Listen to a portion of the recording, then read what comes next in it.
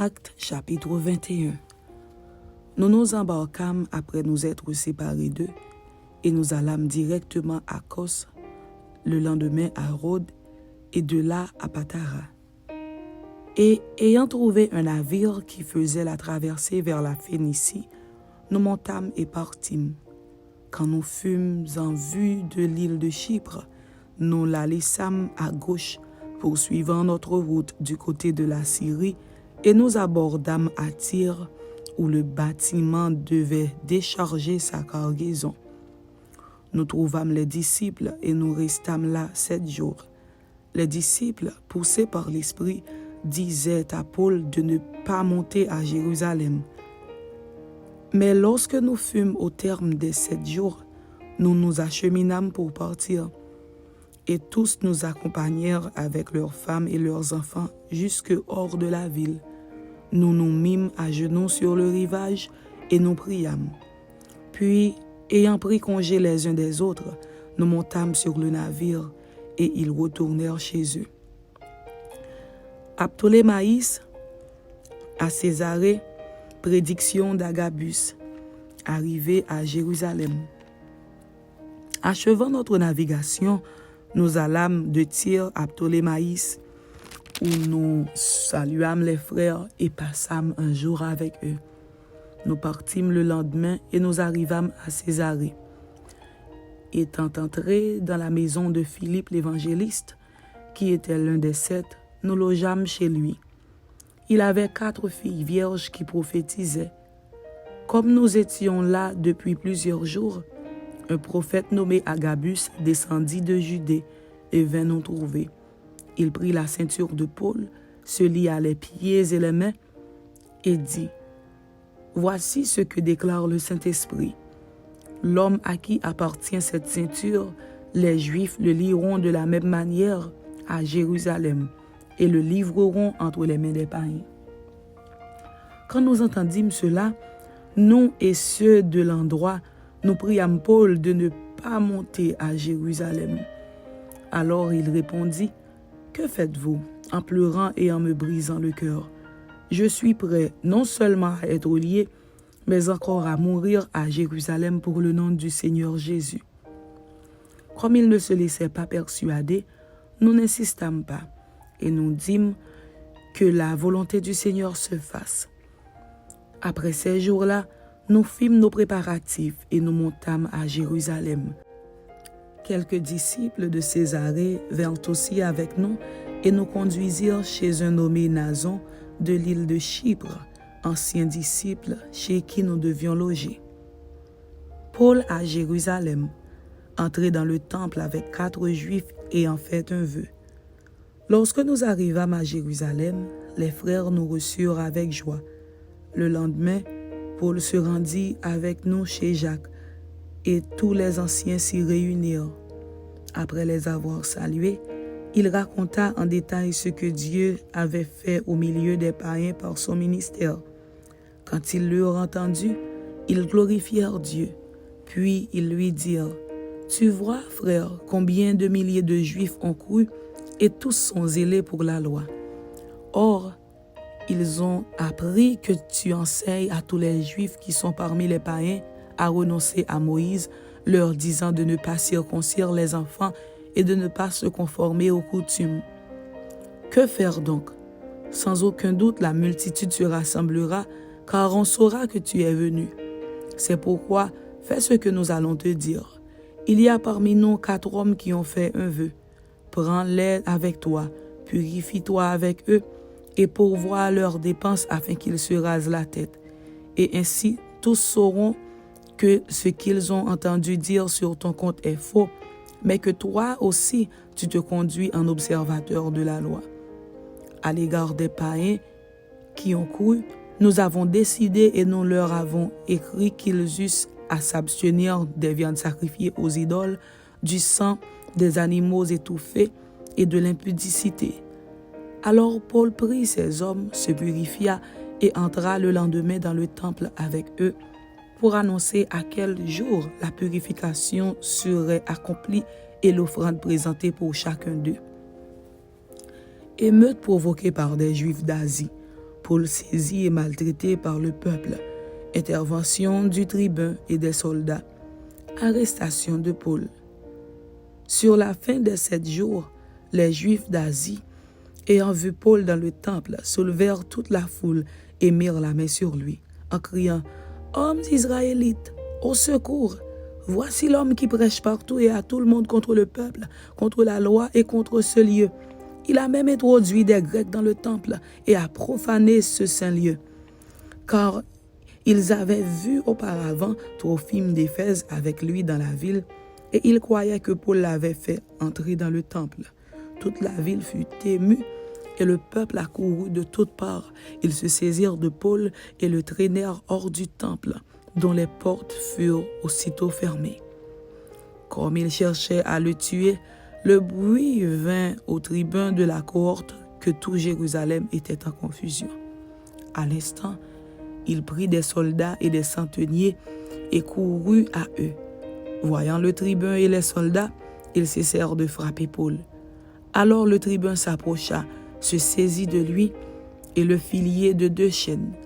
Puis il demanda qui il était et ce qu'il avait fait. Mais dans la foule, les uns criaient d'une manière, les autres d'une autre. Ne pouvant donc rien apprendre de certains, à cause du tumulte, il ordonna de le mener dans la forteresse. Lorsque Paul fut sur les degrés, il dut être porté par les soldats à cause de la violence de la foule, car la multitude du peuple suivait en criant « Fais-le mourir !» Discours de Paul, debout sur les degrés de la forteresse. Au moment d'être introduit dans la forteresse, Paul dit au tribun « M'est-il permis de te dire quelque chose ?» Le tribun répondit « Tu sais le grec? Tu n'es donc pas cet Égyptien qui s'est révolté dernièrement et qui a emmené dans le désert 4000 brigands? Je suis juif, reprit Paul, de Tarse en Cilicie, citoyen d'une ville qui n'est pas sans importance. Permets-moi, je te prie, de parler au peuple. » Le tribun le lui avait permis. Paul, debout sur les degrés, fit signe de la main au peuple. Un profond silence s'établit.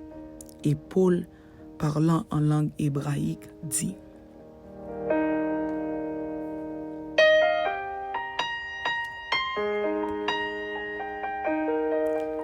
Actes chapitre 22. Hommes, frères et pères, écoutez ce que j'ai maintenant à vous dire pour ma défense. Lorsqu'ils entendirent qu'il leur parlait en langue hébraïque, ils redoublèrent de silence. Et Paul dit, « Je suis juif, né à Tarse en Cilicie. Mais j'ai été élevé dans cette ville-ci et instruit au pied de Gamaliel dans la connaissance exacte de la loi de nos pères, étant plein de zèle pour Dieu, comme vous l'êtes tous aujourd'hui. J'ai persécuté à mort cette doctrine, liant et mettant en prison hommes et femmes. Le souverain sacrificateur et tout le collège des anciens m'en sont témoins. J'ai même reçu 2 des lettres pour les frères de Damas, où je me rendis afin d'amener liés à Jérusalem ceux qui se trouvaient là et de les faire punir. Comme j'étais en chemin et que j'approchais de Damas, tout à coup, vers midi, une grande lumière venant du ciel resplendit autour de moi. Je tombai par terre et j'entendis une voix qui me disait « Saul, Saul, pourquoi me persécutes-tu » Je répondis « Qui es-tu, Seigneur ?» Et il me dit « Je suis Jésus de Nazareth que tu persécutes. » Ceux qui étaient avec moi virent bien la lumière, mais ils n'entendirent pas la voix de celui qui parlait. Alors je dis « Que ferai-je, Seigneur ?» Et le Seigneur me dit « Lève-toi, va à Damas, et là on te dira tout ce que tu dois faire. » Comme je ne voyais rien à cause de l'éclat de cette lumière, ceux qui étaient avec moi me prirent par la main, et j'arrivai à Damas. Or, un nommé Ananias, homme pieux selon la loi, et de qui tous les Juifs demeurant à Damas rendaient un bon témoignage, vint se présenter à moi et me dit « Saul, mon frère, recouvre la vue. » Au même instant, je recouvrai la vue et je le regardai.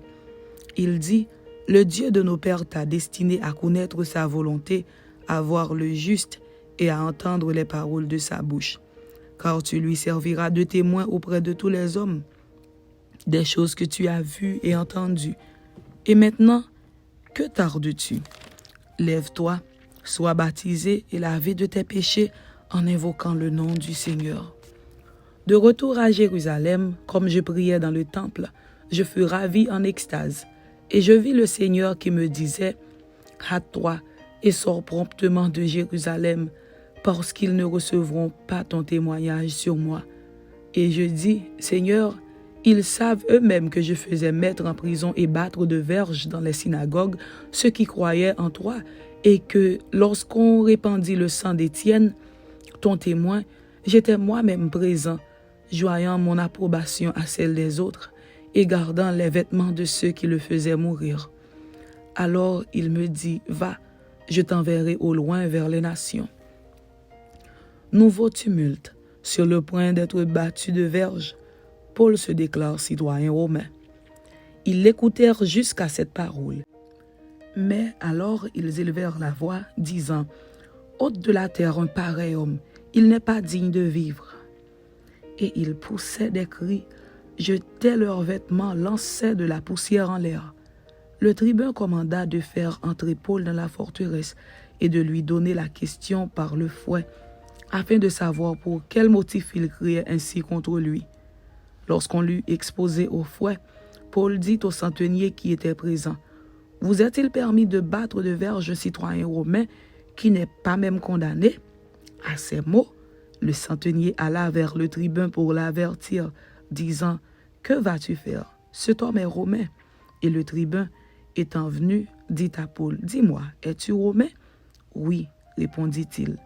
Le tribun reprit, « C'est avec beaucoup d'argent que j'ai acquis ce droit de citoyen. Et moi, dit Paul, je l'ai par ma naissance. » Aussitôt, ceux qui devaient lui donner la question se retirèrent, et le tribun, voyant que Paul était romain, fut dans la crainte parce qu'il l'avait fait lier.